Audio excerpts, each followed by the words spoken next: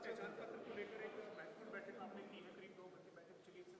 क्या अभी इस वक्त हरियाणा में परिवार पहचान पत्र की स्थिति है, कितना डाटा जो है वो क्या है? मित्रों, जैसा परिवार पहचान पत्र ये एक फ्लैगशिप प्रोग्राम है हमारा हरियाणा सरकार का, और बहुत ही उत्सुकता से बाकी सब लोग, बाकी सब प्रदेश और इवन केंद्र के भी हमारे कई विभाग इसकी ओर देख रहे हैं।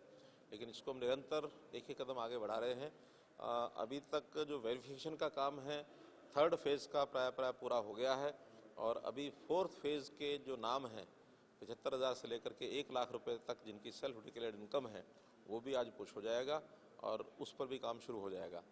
जहाँ तक वेरीफाइड जो परिवार हैं, जिनकी इनकम को, जिनकी आय को हमने जांच लिया है, ऐसे लगभग 1.5 लाख परिवारों को हमने मुख्यमंत्री अंत्योदय परिवार उत्थान योजना की दृष्टि से मेले लगाए थे, और वो मेलों का पहला जो चरण है वो पूरा हो गया है।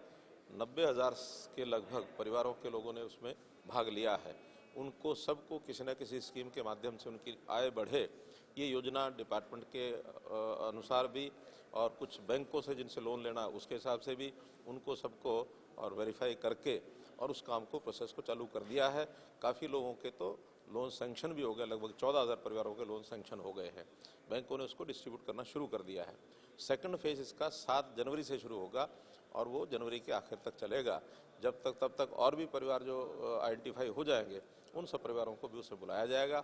और कुछ विभागों की नई स्कीमें भी हमने कही हैं कि कुछ ऐसी डिमांड के आधार पर नई स्कीमें हैं। कुछ स्कीमों में कुछ रियायत देनी है, जैसे अभी 55 साल तक के व्यक्तियों के लिए तो योजनाएं काफ़ी हैं, लेकिन 55 से 60 साल तक भी कुछ योजनाएं और बना करके या उन्हीं की एज को एक्सटेंड करके और उसका लाभ दिया जाए। कुल मिलाकर जो गरीब परिवार है, जिसकी आय कम है, उसकी आय को कैसे बढ़ाया जाए। और इसका एक बहुत अच्छा जनता के अंदर भी एक मैसेज है कि हाँ, सरकार जो है पहली बार गरीबों के लिए कुछ करके उनकी इनकम को बढ़ा रही है। अंत्योदय परिवार उत्थान योजना जो है, रैंकिंग आई है हरियाणा को, काफी अच्छा प्रदर्शन पूरे इंडिया में। देखिए, हरियाणा ने अच्छा काम किया सर इस शासन। लगातार हम लोग, आपको पता है कि अपनी योजनाओं पर ध्यान दे रहे हैं, इन पर काम कर रहे हैं, आईटी का उपयोग कर रहे हैं, एक एक घर को, एक एक परिवार को चिन्हित करके उनके यहाँ जा रहे हैं।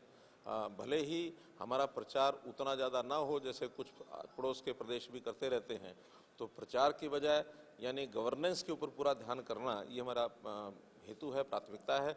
लगातार जो वर्षों से काम कर रहे हैं उसके परिणाम आने लगे हैं, और परिणाम आने में जैसे हेल्थ में आया है, जैसे सर्विस डिलीवरी है, जैसे हर एक विभाग को लोगों के घर तक पहुंच करके और उसको डिलीवरी का विषय आया है, इसमें हरियाणा नंबर 1 पर आया है। मैं इस विषय पर मुझे पूरी संतुष्टि है कि हम अपने कामों में आगे बढ़ रहे हैं, और अभी और करना शेष है, उसको भी हम लगातार कर रहे हैं। अंत्योदय परिवार उत्थान में आपने जो 1 लाख परिवारों का लक्ष्य रखा था, अभी अंत्योदय परिवार उत्थान योजना के तहत कितने परिवार आइडेंटिफाई जो आपने बताया? 90,000। मैंने बताया कि 1.5 लाख परिवारों में से जिनको हमने बुलाया था, उसमें से उन कैंपों में 90,000 आए थे। आने के बाद उस प्रोसेस को अब चालू किया हुआ है, जिसमें 16-17,000 परिवारों को तो सैंक्शन हो चुका है। बाकी डिपार्टमेंट्स को उसको एक प्रकार से अध्ययन कर रहे हैं कि उन स्कीमों का लाभ किसको दिया जा सकता है, और स्कीम को लाभ देने के बाद उस परिवार की इनकम बढ़ाने की भी श्योरिटी ये चाहिए।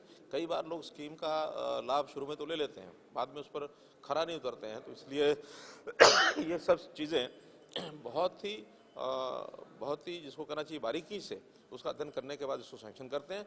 एक स्कीम का लाभ अगर कोई लेना नहीं चाहता या उसको नहीं मिल सकती तो उसको दूसरी स्कीम में ले जाते हैं। हमारे पास 50 के लगभग ऐसी स्कीमें हैं जिसके कारण से लोगों की इनकम को बढ़ाया जा सकता है। बहुत सी ऐसी भी है पढ़ाई के बाद स्किलिंग के कोर्सेज करा करके उनको काम कराएंगे, उसमें शायद 3 महीने का समय भी लगेगा।